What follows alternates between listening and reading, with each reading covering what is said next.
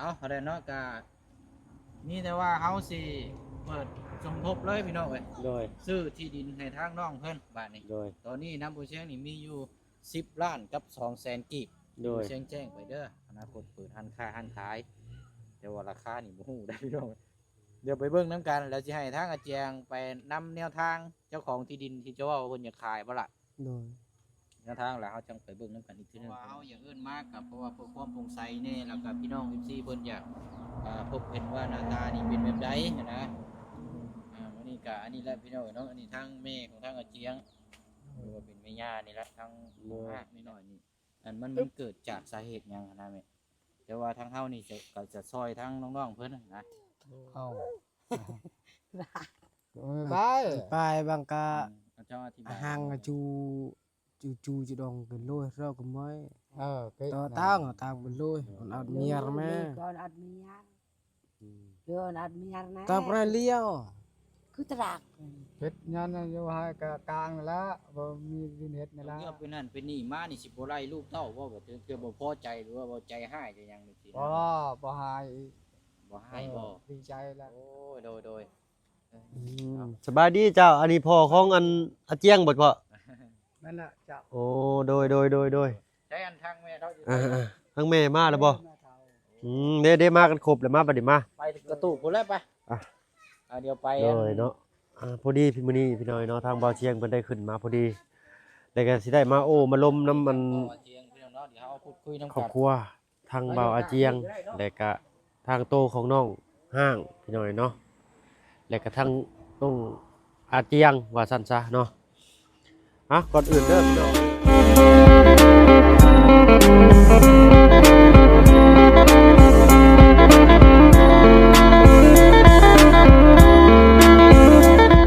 ทักทายเนาะกับทักทายสบายดีผู้ใหญ่ใจดีและ FC เบิร์ดทุกท่านที่เข้ามารับชมช่อง YouTube ว่าเพิ่งเคยหลายคือเก่าเนาะบ่ว่าฝั่งไทยฝั่งลาวและก็ทั้งฝั่งต่างประเทศก็ยินดีต้อนรับเข้าสู่ช่อง YouTube บ่เพิ่งเคยหลายคือเก่าเนาะโอ้ยเราเฮ็ดโดยสบายดีเนาะทางอันบาเจียงเนาะทางน้องห้างเนาะทางตุพ่อทางตุแม่มื้อนี้มาครบพร้อมหน้าพร้อมตา เนาะ ในพุ่นละเข้ามาอันพี่ก็ได้น้องทาง มาได้บ่ เออ โด โอ้ยเนาะเดี๋ยวจะน้อยก่อนน้องเนาะใช้น้องห้างมันเข้ามาบ่ได้บ่ล่ะ เอ๊บ โอ้ยบ่มีเตียงเนาะ เบิ่งสิติดอัน กระเจียงมาพี่ก็ได้แต่เนี่ยมา อาเจียงเจ้าอยู่มาอยู่อันทางกลางนี่ก็ได้มาจังมีไม้คนละโตแน่เนาะ เอาอันทั้งอันบาเจียงขออนุญาตติดไม้นี่ล่ะเยี่ยม nó vào luôn มันยังสิบ่ บ่เป็นเว้าบ่เป็นหยังเดี๋ยวให้ทางบาเจียงเพิ่นจัดการให้พี่หน่อยเนาะ เป็นคักอยู่ว่าเฮา คักแล้ว เพราะว่ามันใกล้สิค่ำมืดเด้เนาะ ด้วย กินลมหนาวๆเอาพี่น้องเนาะตอนนี้ก็ได้เปิดภาพมาก็ได้พบเจอเป็นครั้งแรกสำหรับทางพ่อกับแม่ของ โดย เจียงเนาะเดี๋ยวก่อนอื่นสบายดีไหมเด้อเนาะ โอ้ยสบายดีเบิดทุกคนพี่หน่อยเนาะอันลูกละอันเจ้าอันเอาลูกจะนอนเด้อเวลาลูกจะกินนมพยายามเอานอนกินเพราะว่าเพิ่นอยากรับแล้วเนาะทางป้าลุงเพิ่นเนี่ยนำมาอยู่อันนี้เอาให้นอนนั่งกินจังซั่นน่ะเพิ่นจะปวดหลังพี่หน่อยเนาะ หลังสักเอานอนเนาะ เอานอนต้องเอานอนเด้เนาะซ้ำนี่เพิ่นอยากนอนชุยๆอยู่ เอาเดี๋ยวค่อยเฮียนหูเอาเนาะ โดยเอามาเข้าเรื่องกันเลยดีกว่าบ่เชียงเนาะ ก่อนอื่นเนาะพอดีว่าทางเฮากับเป็นที่สะพานบุญที่ช่วยเหลือหลายเคสหลายครอบครัวมาเนาะ โดย มื้อนี้ก็ได้มาพบมาเจอครั้งแรกทั้งน้องห้างก็ได้ว่ามีตนสงสารเนาะแต่ว่าอยากถามทั้งอันผู้เป็นแม่คร่าวๆจักหน่อยก็ได้เนาะว่าเนื้อหาตั้งแต่เริ่มต้นนี่เด็กๆน้อยๆนี่มันเกิดจากสาเหตุหยังนะแม่แต่ว่าทางเฮานี่ก็จะซอยทั้งน้องๆเพิ่นนะ โดย โดย ทางหน้าพันบ่เอาบ่ความแต่พอเอากันนี้ประมาณว่าสิอึดดินเฮ็ดนั่นละอึดเรือนเฮ็ดนั่นละดินก็บ่มีชำพามือก็บ่ได้เลยแล้วอยู่ภายอยู่มันล่ะรับจ้างเขา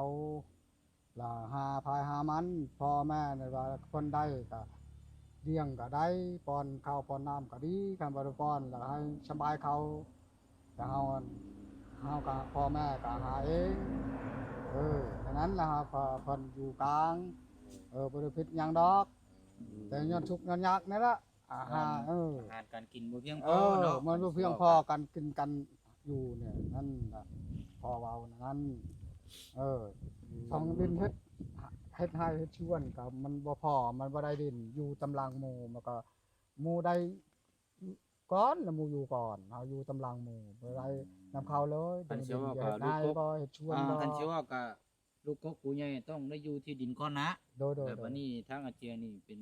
ผู้ละเนาะ ผู้ล่นี่ก็ได้ที่ดินน่ะบ่มีเนาะ บ่มี อืม โดย บัดนี้อันที่ทั้งเจ้าว่าอันคือให้ทั้งน้องห้างเมื่อบ้านนั่นคือแบบใดนี่นะแม่ เอ้า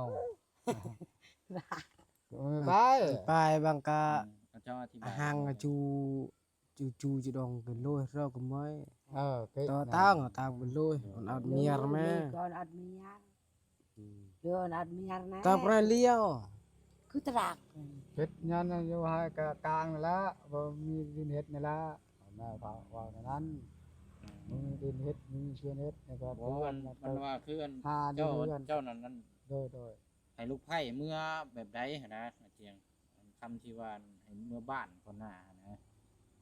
cái lôi cả hàng chu หรือ mà ว่า lôi ไล่ tiền ลูก rồi เมื่อเทโบหรือว่า ไป บ่ ตุ ได้ ย ไล่ ลุ หรือว่าเนื้อหานี่คืออยากให้แยกขึ้นต่างชื่อโบแบบใดนะ เมื่อท่าเมื่อกินท่า Còn ăn miếng.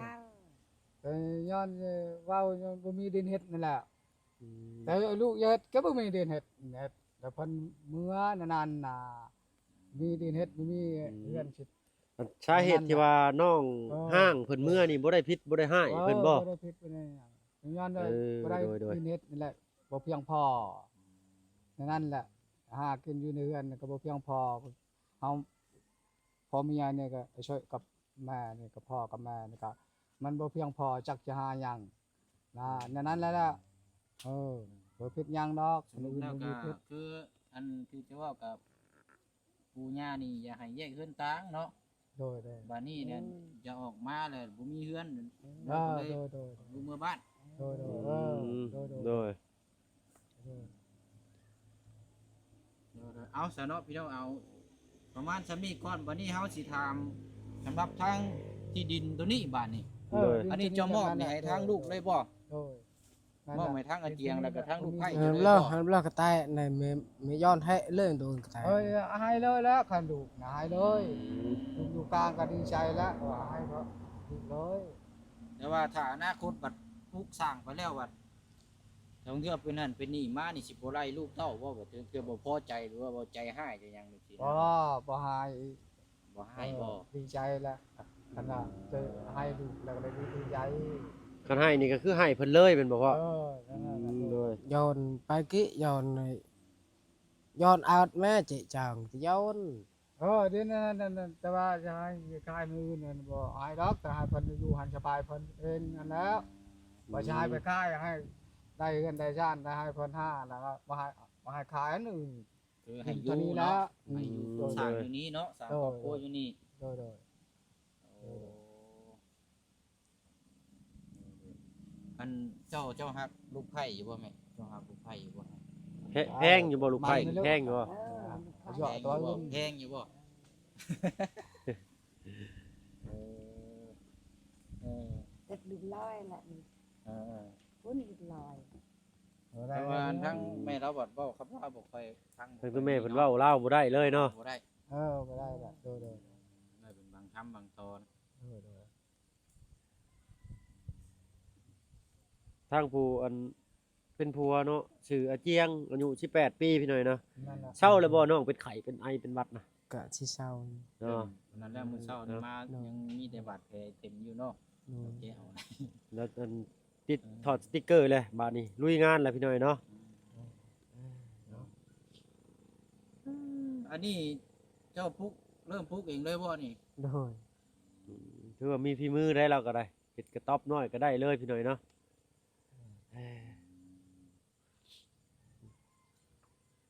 เอาเท่ากับถ้าว่าลูกปลูกสร้างหยังอยู่นี่ก็แม่นว่าอายุได้ตลอดเลย โดยนั่นล่ะ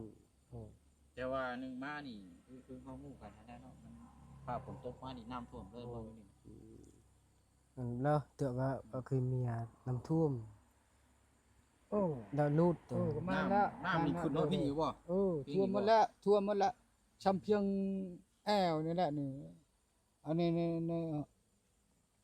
หนองเนี่ยก็หมด มองเขายืนอยู่นี่ก็แม่นขึ้นบ่ฮอดพี่บ่น้ำนะ เออฮอดพี่แล้วฮอดพี่เพียงแอวนี่ ไป แหละ เจอประพูด พุ่นฮอดทาง ทา พุ่ ง น ทางพุ่น ฮอดทางรถ ขึ้นฮอดปู เออ ก็คืออันทั้งพอน้องห้างว่าหั่นละเนาะอยู่ได้แต่ยามแล้งยามฝนน่ะอยู่บ่ได้เดี๋ยวนี้ ยามพ้นนั่นแหละคันยามแรงได้ แม่ อยู่ น ได้อยู่บ่สระก็อยู่ได้อย าม ยู่ พ้น บ่ นั่นแล้ว ต้องถามผู้อยู่ได้บ่าดนี่อยู่ได้อยู่บ่ อยู่ลำบากแล้ว ครับ ถามว่าลำบากนี่มันเขามองเห็นที่สิลำบากอยู่แล้วหนึงมานี่ลูกว่าลูกน้อย นี่ล่ะ ทั้งเทื่อว่าแม่เฮ็ดเนื้ออยู่เนื้อกินอยู่ลูกกำลังลื้อมีเบิ่งมองซ้ายมองขวามีแต่ห้วยแต่ห้องเนาะ เออ ลงน้ำลงในเด้ อันตรายได้อตัวนี้ก็ได้ สำคัญ อ๋อดินพ่อนี่เขาทอแต่คานี้ครับขึ้นไปเทิงนี้เนาะ ทำนี่แหละครับ โดย ข้าวหมดมันก็ดินข้าวดินข้าวหมดเออนะบ่ดินเลยดินทางหายทางชวนก็คือเก่า เว้ากันมาจนสิจบเรื่องพี่น้อยเนาะยังบ่ได้ฮู้ชื่อเสียงเรียงนามทั้งตัวพ่อกับตัวแม่เพิ่นอยู่ขออนุญาตพอชื่อเท่าใด โดยชื่อกูม กุม เออก ลุ่ม โดย อากุม โดย ทั้งตัวแม่ได้ชื่อได้ไหม อะไร อะไร โด โอ้ ย ชื่ออะไรพาลุย อืม เนาะ โดย ขอโทษขออภัยพี่น้อยเนาะ อะไรกับอากุมเนาะ โดย นั่นแหละเนาะก็ถือว่าทางพ่อกับแม่เห็นดีนำไปเลยเนาะ โอ้ยดีเลย เห็ ฮะ นดีนำ โดย เพราะว่าเฮาอย่างอื่นมากกับเพราะว่าเพื่อความโปร่งใสแน่แล้วก็พี่น้อง FC เพิ่นอยากพบเห็นว่าหน้าตานี่เป็นแบบใดนะวันนี้ก็อันนี้แหละพี่น้องเนาะอันนี้ทางแม่ของทางอาเจียงหรือว่าเป็นแม่ย่านี่แหละทางภาคนี่แหละอันนี้ก็ผู้เป็นพ่อเนาะ เป็นปู่กับย่าว่าซั่นซะ อยู่กับย่า ปูกับยานั่นแหละโดย อันร้านนี่แพงอยู่บ่ โอ้แพงดอกร้านชายหรือว่าไปยินเขาแพงกันล่ะ เด้อเนาะเพิ่นก็แพงลูกแพงร้านนั่นแหละพี่น้อยเนาะแต่ว่าสิบ่เข้าใจกัน ก็ว่าลูก น้อยหนึ่งว่าซั่นซะเนาะทางน้องเพิ่นก็เลย โดย เมื่อกลับบ้านกลับช่องว่าซั่นซะเนาะเอ้าจังได๋ก็ตามแต่พี่น้อยเนาะเด็กน้อยตาดำๆถ้าก็เกิดมาได้6เดือนก็น่าสงสารเอาติดตามเบิ่งนำกันพี่น้อยเนาะจะว่าได้สบายเสียง ก็ทางพ่อกับแม่เพิ่นว่าอนุมัติให้ทางลูกเต้าก็ทำนั่นแหละแต่ว่ามันมีเหตุปัจจัยหนึงบัดนี้ โดย เขามองเห็นเพื่ออนาคตยืนยาววัดเพื่อน้ำท่วมเนาะ โดย น้ำท่วมแบบมันอยู่บ่ได้เพื่อคนน้อยเพื่อเราดึงเข้าดึงน้ำลูกปล่อยดินไปยังตกน้ำตกในดึงมานี่มองไปทางนี้กับห้วยในห้อง โดย ที่มองอื่นบ่มีบ่พอเบิดเท่านี้บ่ หมดเท่านี้แหละเพราะมี คันว่าสิปลุกให้เราหมุนให้ เยอะ มี ดิน บ่ เข้าละ เบิดเท่านี้บ่ ดินอายดินน้องแล้วก็เข้ากันยังลายอายน้องปื้อนะ ยังมีพี่น้องอีกหลายอีก มีพี่น้องคือกัน พี่น้องหลายคน แต่ขอนำเข้านำอายนำน้องก็เข้าบ่ได้ให้ดอกนำดินก็มีอายน้องคือกันสู่ลานอันได้เบิ่งเขาปลุกหลักบนกันไดนั่นก็ดินเข้าท่านในเพื่อนครับผู้นั้นแต่เราก็อยู่เรื่องติดกับห้วยตัวนี้น่ะห้องตัวนี้น่ะมันชุดก่อนเนี่ยนำท่วมมันก็จะเพ่ปะเทาลักเชาเพิ่นยู่เอาเหือนยันมันลมนั่นแล้วลมนั่นก็เฮ็ดอันนั้นอยู่ในบ้านเฮ็ดให้ละล่ามันเชียร์อย่างไม่มีเงินจับ แต่ว่าดินมันเบิด บิ่งประตู ซ้ำนี้แล้วดินเจ้าน่ะเนาะ เออ บ่มีแล้วเนาะ ออ ถ้ามอบให้ลูกเต้าแล้วก็ทางพ่อแม่ยินยอมแล้วก็ เออ ทำนั่นแหละพี่น้อยเนาะเดี๋ยวเขาก็จังสีคุยน้ำกันอีกเทื่อนึงป่านนี้ โดย แนวทางแบบใด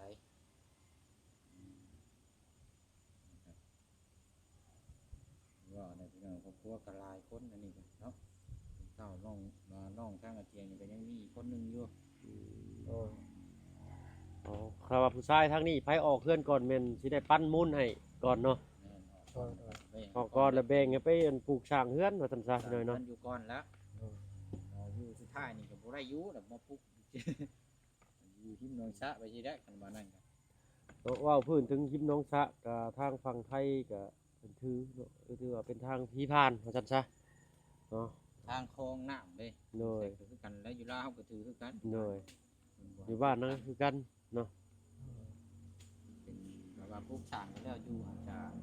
มีดอกแนวเหมือนบ่ มีแนวหันแนวนี้นะครับผม โด ผ่าน ยมันก็สบายในอกในใจนี่ละพี่น้อยเนาะ อันนี้เขาว่าตาคุ้มเชื้อ โดย เชื้อก็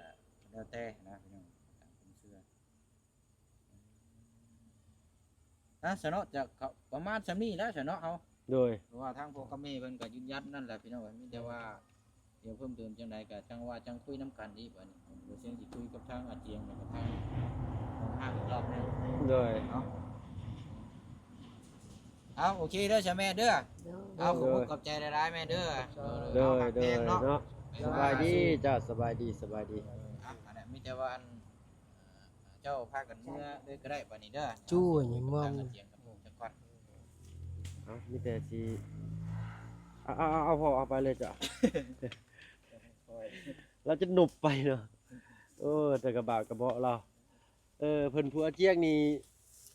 ก็คือพ่อเนาะตัวน้อยคือกัน โดย ใช่ เอา อย่าค่ายคือพ่อ เลยเอาเดี๋ยวได้ต่ออันทางบ่อเสียงเฮาบาดนี้เรื่องราวเป็นมาแนวใดคือจังว่า เดี๋ยวเด้อ บ่เป็นไข่จะบอกผู้เป็นลูกนี่ เอาวันนี้เฮาได้ฟัง เลย นำกันแล้วก็รอก่อนบ่หรือว่าตัดสินใจเลย ก็สิรอถ้าหมู่ถ้าครูก่อนบ่โตลมกันก่อนบ่หรือแนวใด มันก็เพราะว่าเฮามองเห็นนี่เด้มันก็มีแต่ซ้ำนี้ โดยก็ลองโอลมเบิ่งก็คือสิทางเดียวกันนั่นแหละมันก็ ทางเดียวกันแหละ มัน เพราะ ก็ ว่าคือ น้ำท่วมเด้ เพราะว่าคืออยู่นี่นั่น โดย ถ้าน้ำท่วมนี่มันขึ้นมาฮอดพี่เลยพี่ โด น้อง ย มันว่าเจียง โดย โอ้น้ำท่วมมันอยู่บ่ได้บัดนี้การข้ามไปมาหาสู่นี่มันมีคลองน้ำ โดย แล้วก็หนึ่งมาอีก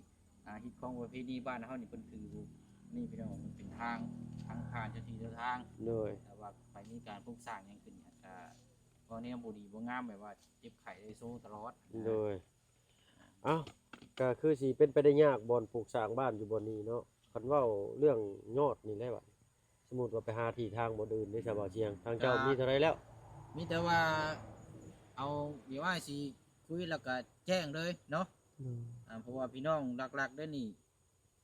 95% โดย แต่ว่าอันนี้เป็นหยังบ่เชิงจังเอิ้นพ่อกับแม่เรามาถามนี่เพราะว่า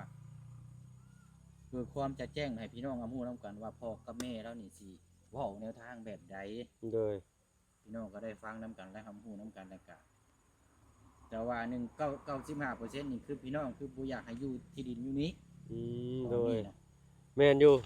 ถ้าว่าเพิ่งได้ลงคลิปไปแล้วก็ได้ไล่อ่านเบิ่งคอมเมนต์พี่น้อยเนาะทุกคอมเมนต์เลยเมื่อคืนนี่เนาะก็เป็นเสียงเดียวกันว่าอยากให้ไปอันหาที่ใหม่ให้น้องเพิ่นปัญหาหลักๆก็อยู่ที่ว่างบประมาณเท่านี้แหละนำบ่เสียงนี่จักมีเท่าไรแหละตอนนี้นะ ถามว่าวางงบประมาณนี่บ่คอนเฟิร์มเลยพี่น้องคอนเฟิร์มแต่ว่าคือบ่เสียงแจ้งเพื่อพี่น้องไปเนี่ยพี่น้อง FC ว่าให้บ่เสียงบุกตามเต็มที่พี่น้อง FC ก็ต้องบุกตามน้ำบ่เสียงนํ โดย ต้องเข้าใจกันได้นี่ โดย แต่ก็ต้องดึงน้ำกัน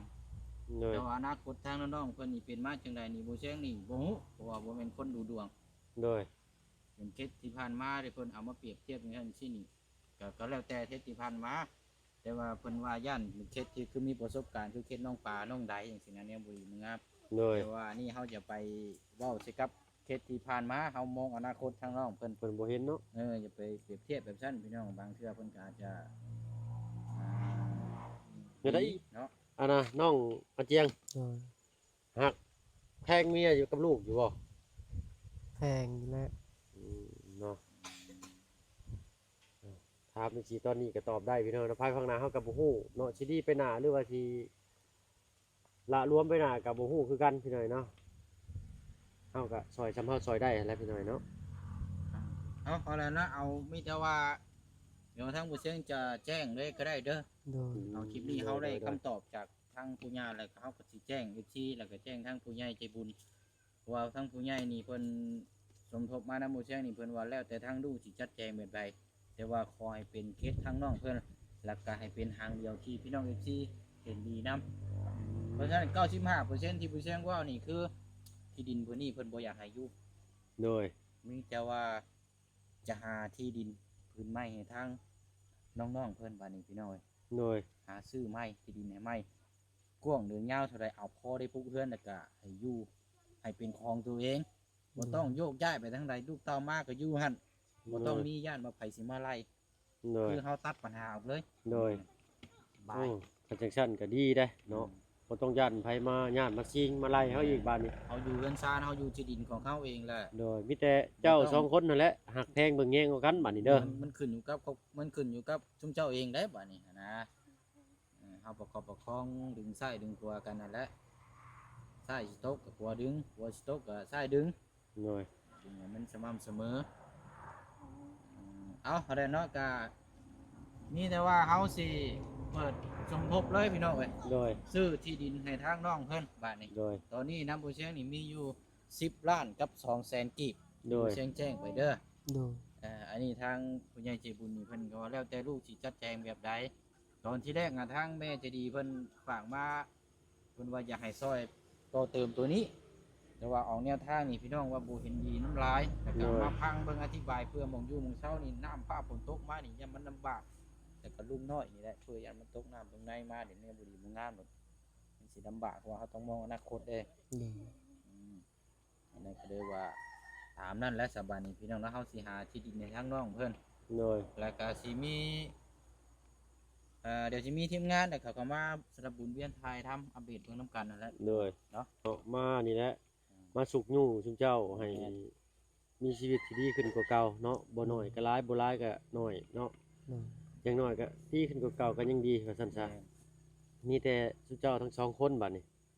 หักแพงเบิ่งแย่งเอากันนั่นแหละคือทางบ่อเชียงเพิ่นว่าผัวซ้ายเมียขวาซ้ายสิตกก็เบิ่งขวาดึงไว้ แม่น โดย สิตกขวาก็เบิ่งซ้ายดึงไว้แต่เบิ่งขวาดึงไว้เนาะกลับไปกลับมาแล้วค่อยก็ได้พี่น้องเนาะ และแบบคือเฮือนได้เฮือนสิล่มเขายังหาเนี่ยมันค้ำไว้เนาะ โดย มันปล่อยมันล่มเลยกับคนซ้ำคนก็ไปเลยมันเปรียบเทียบง่ายๆหั้นนะ นี่แหละคันว่าสิผิดสิเถียงกันบัดหน้าก็มีแต่มาเปิดเบิ่งคลิปของซุมอ้ายเนาะซุเจ้าเว้ากันแนวใดไว้เนาะซุมอ้ายสิลงป้าไว้ในนี่เช่นลูกเช่นหลานพุ่นแหละจนพุ่นแหละจนเขาลบทิ่มพุ่นแหละเนาะจน YouTube แบนทิ่มพุ่นแหละพี่น้อยเนาะ ก็ เออ มีแต่ว่าวันนี้เนี่ยเฮาได้แจ้งแล้วก็สมทบแล้วก็ติดตามน้ำกันยาวๆบัดนี้พี่น้องติดตามน้ำกันยาวๆเรื่องที่ดินต่อไป โดย เรื่องที่ดินกิ่งแนวหนึงติดตามตัวนี้นะแล้ววันนี้ต่อที่เฮายืนอยู่ในตอนนี้นี่เจ้าเฮ็ดได้ก็ได้ล่ะเด้อ โดย พอได้ ลุยเลย ส้นได้เช้าก่อนเนาะ สามเฮาได้ที่ดินนะครับปลูกตัวนี้ก่อน โดย นะปลูกตัวนี้ก่อน เพราะว่าเฮาบ่ฮู้ว่างบนี่สิได้ประมาณซำใดจากที่ดินบ่ฮู้ว่าสิที่ดินซำใด โดย วงยาวซำใดแต่ว่าเฮาก็ต้องเบิ่งเหตุเบิ่งผลราคาเนี่ยพี่น้องเฮาก็เบิ่งนํกันว่ามันแพงหรือว่าบ่แพงเฮาต้องติดตามเบิ่งนํกันอีกเพราะว่ามีที่ดินจุดหนึงที่ทางอาเจียงว่าอยู่ข้างริมตัวนี้ ถนนฝั่งนั้นน้ำบ่ท่วมได้ฝั่งน่ะเนาะ แม่นฝั่งทางเพื่อนของทางน้องแช่ผมว่าน้ำโมท่วมอันนั้น โดย ก็ โดย แล้วก็ติดทางถนนใหญ่อีกจะเหมาะทางน้องเพิ่นอนาคตนี่ถ้าว่าได้ที่ดินตัวนั้นนี่ก็อนาคตเปิดห้านค้าห้านขายแต่ว่าราคานี่บ่ฮู้ได้พี่น้องเดี๋ยวไปเบิ่งน้ำกันแล้วสิให้ทางอาเจียงไปนำแนวทางเจ้าของที่ดินที่เจ้าว่าเพิ่นอยากขายบ่ล่ะ โดย แนวทางแล้วเฮาจังไปเบิ่งน้ำกันอีกทีหนึงพี่น้องแต่ว่าก่อนอื่นบัดนี้ก็เพื่อความสบายใจแล้วกันเอาดูตัวนี้ก่อนก็ได้เนาะ โดย พากันคอยเฮ็ดตัวนี้ โดย มุงตัวนี้แหละพากันมานอนอยู่นี่ก่อนสามเฮาได้ที่ดินที่ทางเนาะไปโอเค ให้พี่น้องเอาซ้ำนี้ก้อนบาทนี้เนาะ โดย ว่ามีหยังเพิ่มเติมก็จังสิมาแจ้งให้พี่น้องเฮานะครับไปชมน้ำกัน แต่ว่าก่อนที่จากจะลาบ่เชิงจะขออธิบายแล้วก็ฟัง โดย ฟังเด้อเพราะว่าตอนนี้นะบ่เชิงเริ่มเด้เริ่มเป็นหยังพี่น้องเริ่มคือให้เชื่อฟังให้เชื่อฟังอันใดมันดีเฮาก็เฮ็ดถ้าอันไหนมันบ่ดีเฮาก็ตัดออกไปเด้อเสืออ้ายโดด โดย พอจะได้เคสนี่ถ้าว่าได้เชื่อเนี่ยอาจจะได้มีผลตามกันมามีแต่ว่าให้ประคับประคองกันในนี้ต่อไปไปมาหาสู้เป็นคนอ้อมน้อมถ่อมตนเนาะ โดย ว่าทางอาเจียงแล้วก็สีนั่นนี่ดอกพี่น้องเราบุคคลบริกินเราเมื่อยาในกระทั่งนี้ก็เป็น คนเงียบมันมีดอกเนาะหรือว่าเว้าเก่งเจ้าให้ผัวบ่จักนี่ ให้ผัวอยู่บ่เจ้าให้ผัวอยู่บ่เนาะ เอาแหละเนาะก็ยังว่าจังคุยน้ำกันบัดนี้เดี๋ยวสิติดตามกระตูบนี่น้ำแล้วก็แจ้งพี่แจ้งน้องเรื่องที่ดินแล้วก็เฮาสิไปเบิ่งที่ดินที่ดินพื้นนี้บ่ได้เฮาก็ไปเบิ่งน้ำกันเรื่อยๆนะแต่ว่าเฮาพักที่นี่ก่อนเนาะ โดย ไปเอาแหละเนาะมีหยังอยากเว้าอันน้ำพ่อแม่พี่น้องเฮาอยู่บ่ บ่มีหยัง ต้องมีจักหน่อยแหละเนาะ โดย คันบ่มีก็มีแต่ว่าหนมมือฝากของมุกขอบใจทั้งผู้ใหญ่และก็ FC โดย เด้อหนมมือใช้หน้าเอิกนี่งามๆเลย ก็ เด้อ ขอบใจหลายๆเด้อผู้ใหญ่ใจบุญที่ซอยน้องให้ดีๆมีแห้งความเจ็บบ่ให้ได้ความไข้บ่ให้มีให้อายุมันขวัญยืนสาธุ โอ้ยทางน้องห้างนี่เป็นญาติกับน้องปูนา ญาติน้องปูนาบ่ น้องปูนาเต็มๆเลยได้นี่ โดย สาเนาะเดี๋ยวมอบหน้าที่นี้ให้ทางน้องเพิ่น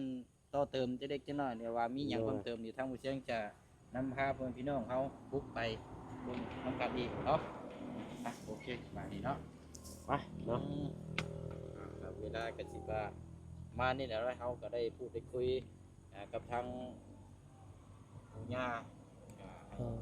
อธิบายในการยันก็เล่าไปหน่อยแต่ว่า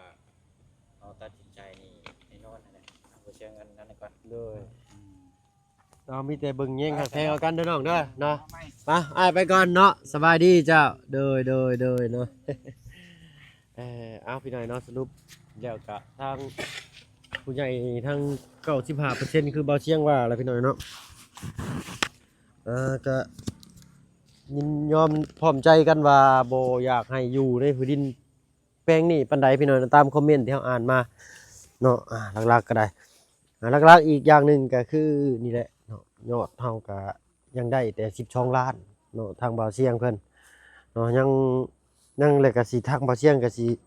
ทางทีมงานเฮาก็สิพากันเข้าไปถามเพิ่มเติมอีกในที่ดินที่เพิ่นว่าทางอาเจียงว่าเพิ่นสิขายนะเนาะ